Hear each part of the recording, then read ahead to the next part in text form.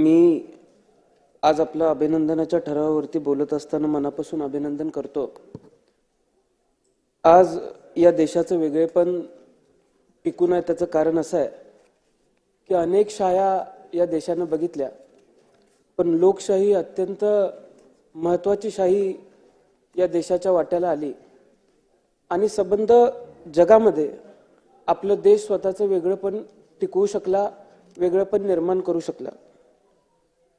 त्याचं दुसरंही कारण असं आहे की संसदीय पद्धत जी आपण कमावली त्या संसदीय पद्धतीमुळे आपल्या लोकशाहीला एक वेगळं महत्त्व निर्माण झालं।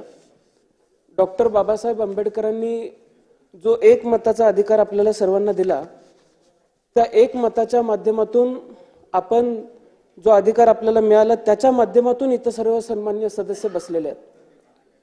अध्यक्ष महोदय, मी आपलं अभिनंदन करत असताना आपल्याला विनंती करेन की आपण जसा सर्वात तरुण अध्यक्ष होण्याचा मान पटकावलेला आहे, तसा मी सुद्धा सर्वात तरुण सदस्य म्हणून या विधिमंडळामध्ये बसण्याचा मान पटकावलेला आहे।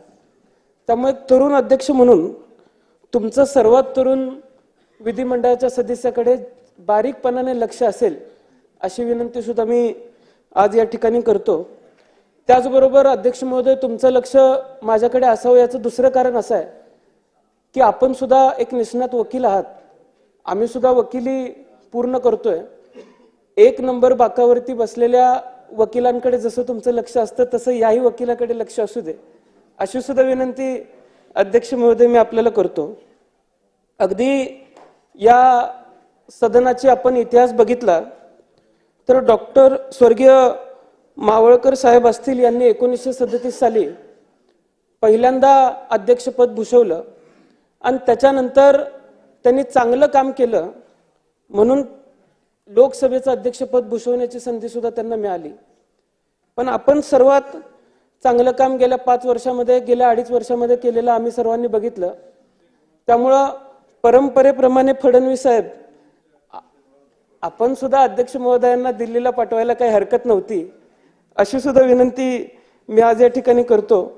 मी अध्यक्ष महोदय आपल्याला एक सांगेन की या सदनाची गरिमा राखत असताना अनेक मोठी नावं या सदनामध्ये घडली, अनेक मोठी परंपरा, खूप मोठी परंपरा या सदनाने निर्माण करण्याचा प्रयत्न केला आणि तशा काळामध्ये आपली कारकीर्द जर बघितली तर आपण चांगलं काम आत्तापर्यंत सदस्य म्हणून केलेलंच आहे, पण या पुढच्या काळामध्ये सुद्धा विरोधी पक्षावरती आपलं लक्ष असेल।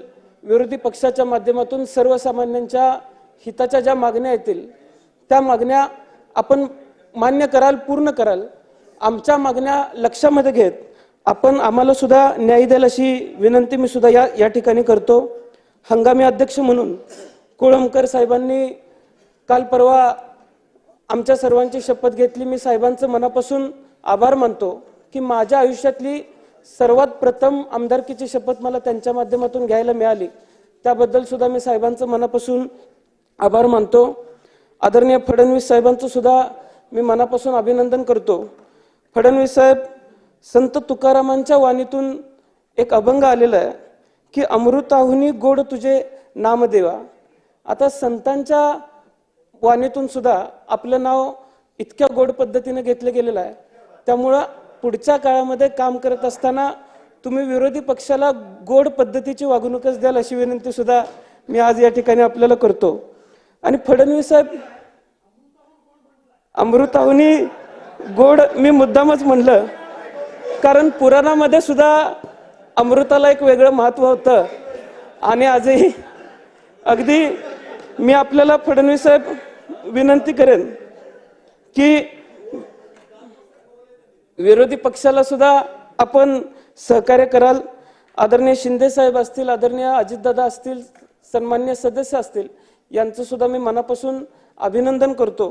आणि येत्या काळामध्ये अध्यक्ष महाराज, माझी आपल्याला विनंती असणार आहे की अनेक लोकांशी चर्चा केल्यानंतर वेगवेगळ्या ज्या समित्या गठीत होतात त्या समित्यांच्या माध्यमातून चांगलं कामकाज या सदनामध्ये व्हावं अशी सुद्धा विनंती मी आपल्याला करतो।